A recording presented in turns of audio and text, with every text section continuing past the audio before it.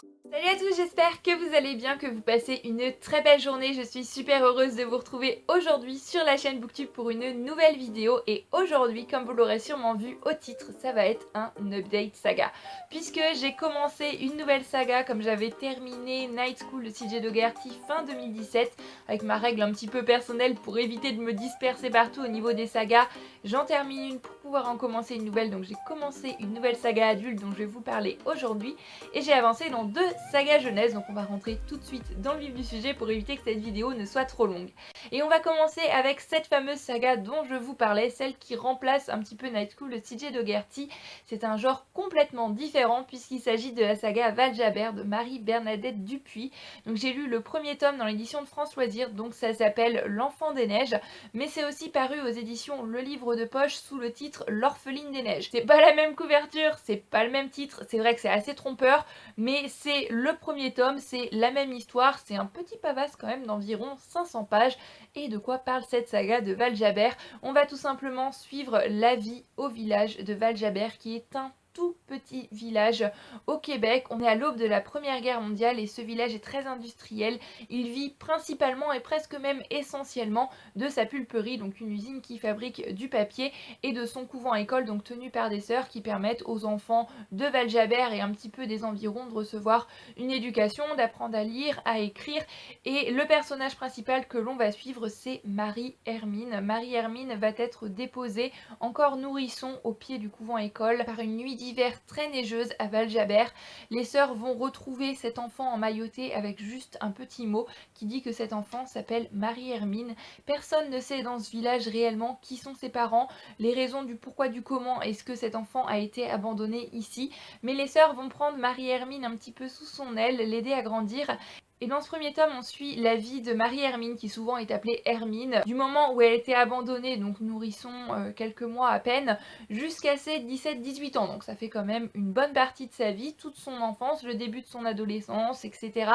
Et en grandissant, on va découvrir que Marie-Hermine a un don incroyable pour la chanson. Elle chante merveilleusement et incroyablement bien, tant et si bien qu'elle va être surnommée le rossignol de Valjaber.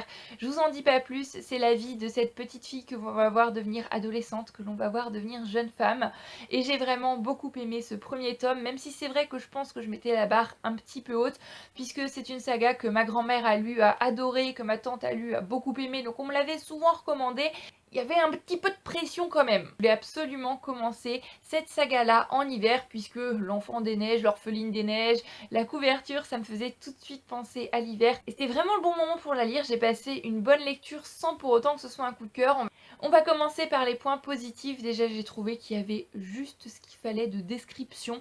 Ça m'a vraiment plongée dans cet univers blanc, cet univers neigeux.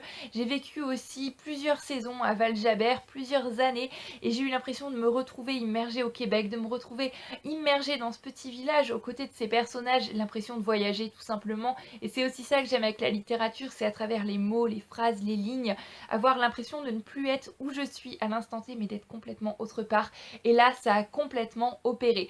Quant aux personnages, je les ai tous appréciés, j'ai aimé leur personnalité à chacun d'entre eux, j'ai aimé leur évolution, certains personnages que l'on peut apprécier au début, petit à petit on les voit évoluer, on les aime un petit peu moins, ça aborde beaucoup de sujets importants, notamment au niveau historique, même si je cache pas que je suis un petit peu déçue.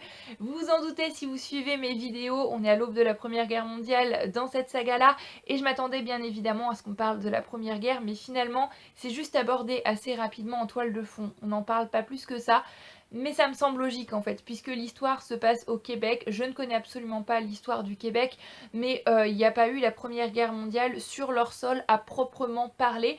Donc le ressenti au niveau des habitants, au niveau de la population, était peut-être beaucoup moins fort que dans les pays comme la France, l'Allemagne par exemple, qui l'ont vécu sur leur territoire même. Mais on va quand même aborder d'autres événements historiques, d'autres grandes innovations et inventions aussi. J'ai trouvé ça passionnant. On va notamment parler de la grippe espagnole qui a fait de grands ravages après la Première Guerre mondiale. Et c'est des passages qui m'ont beaucoup émue. C'est un livre qui, dans l'ensemble, j'ai trouvé avait beaucoup d'émotions. Il y a des moments qui font sourire, mais il y a aussi des moments qui font pleurer. La fin m'a vraiment mis les larmes aux yeux. J'ai beaucoup aimé l'écriture de l'autrice sans pour autant que je trouve ça exceptionnel. J'ai passé un bon moment avec les personnages. J'ai aimé les descriptions, j'ai aimé l'ambiance, j'ai aimé l'histoire dans son ensemble.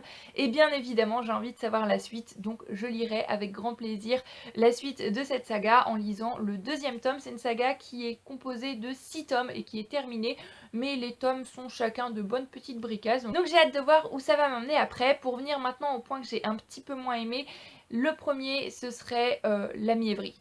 Voilà, je ne m'attendais absolument pas à ça, mais il y a des moments où c'était quand même ultra sucré, ultra moelleux, chamallow, tout ce que vous voulez, sortez les violons. Ça m'a un petit peu surprise. Bon, petit à petit, après, je m'y suis faite. Mais je tiens quand même à vous prévenir avant si c'est une chose qui vous rebute. La petite chose que j'aurais aimé, c'est avoir une chronologie un peu plus lente, puisque comme je le disais, dans ce premier tome, on suit Marie-Hermine du moment où elle est nourrisson jusqu'à ses 17-18 ans, donc ça fait quand même une bonne partie de sa vie. Et il y a 6 tomes, donc je me dis, qu'est-ce qu'on va pouvoir aborder dans le reste? Mais apparemment, le tome 2, le tome 3 sont beaucoup plus lents. Voilà, moi j'aurais aimé qu'on s'attarde un petit peu plus sur certains moments de son enfance, qu'on prenne un petit peu plus le temps de la voir grandir, de la voir évoluer. C'est vrai qu'il y a des moments, je trouvais qu'on passait assez rapidement sur certaines choses qui pour moi étaient des sujets importants, étaient des sujets qui étaient bien amenés, intéressants. Mais vu qu'on avançait vite dans la vie d'Hermine, on avançait aussi vite sur ses problèmes. Je trouvais que c'était un peu dommage, j'aurais aimé une chronologie juste un tout petit peu plus lente, mais apparemment je l'aurai dans les tomes d'après. Donc on verra bien ce que ça donne, c'est pas un coup de cœur mais j'ai passé un bon moment de lecture et j'ai hâte de poursuivre la saga. On passe maintenant à une saga jeunesse dans un genre complètement différent puisqu'il s'agit de la saga L'Épouvanteur de Joseph Delaney et j'ai lu le tome 8 qui est Le Destin de l'Épouvanteur. Pour vous résumer, l'Épouvanteur, on suit le personnage de Thomas Yard, surnommé Tom Yard, qui est 7e fils d'un 7e fils. Et en tant que 7e fils d'un 7e fils, il a des capacités particulières en lien avec l'obscur, puisque dans le monde dans lequel il vit, il y a des démons, il y a des sorcières, il y a des gobelins, il y a tout un tas de créatures qui sont pas forcément toujours des plus sympathiques. Et donc ces créatures, quand elles sont pas très sympas, pas très cool, il faut bien les gérer, il faut bien s'en occuper, et pour ça il faut quelqu'un. Et ces personnes, c'est les épouvanteurs. Mais il ne peut pas être épouvanteur n'importe qui déjà, il faut avoir ce don particulier que n'ont que les 7e fils de 7e fils, et il faut bien évidemment suivre une formation. On va pas s'attaquer aux gobelins et aux démons comme ça, sans rien savoir dessus, sans être préparé. Donc Thomas va commencer sa formation d'épouvanteur aux côtés de Maître Grégory qui lui est épouvanteur depuis quelques années. Il en a formé un certain nombre, puis il a pas mal de bouteilles, pas mal d'expérience dans le domaine et c'est toute sa formation qu'on va suivre, ses rencontres, ses combats, son apprentissage également. On va apprendre toutes ces créatures, la manière de lutter contre elles aux côtés de Thomas au fil des tomes et c'est des tomes qui vraiment s'assombrissent au fur et à mesure et j'adore cette saga, même si je suis une grande trouillarde, c'est juste la dose de trouille que je peux supporter, c'est parfait. Ce 8e tome était tout aussi génialissime que les précédents, si ce n'est plus. J'ai fait de véritables ascensions émotionnelles, c'était un pur plaisir de retrouver Thomas, de retrouver les autres personnages. J'ai eu peur pour eux, mais genre vraiment eu peur pour eux dans ce tome-ci. Oh, il y a des moments qui m'ont juste donné la chair de poule, j'ai dévoré ce livre en une journée, mais ça faisait un bien fou et voilà, j'ai pas grand chose à dire sur ce 8e tome, j'ai hâte de poursuivre la saga, même si ce 8e tome, au vu de la fin, je me demande où va nous amener le 9e, puisque je vois pas pour le moment ce qu'on pourrait amener d'autre, mais je ne doute pas de Joseph Delaney, je sais qu'il peut toujours amener de nouvelles choses, qu'il a une imagination débordante et j'ai hâte de voir où cette imagination va m'emmener par la suite.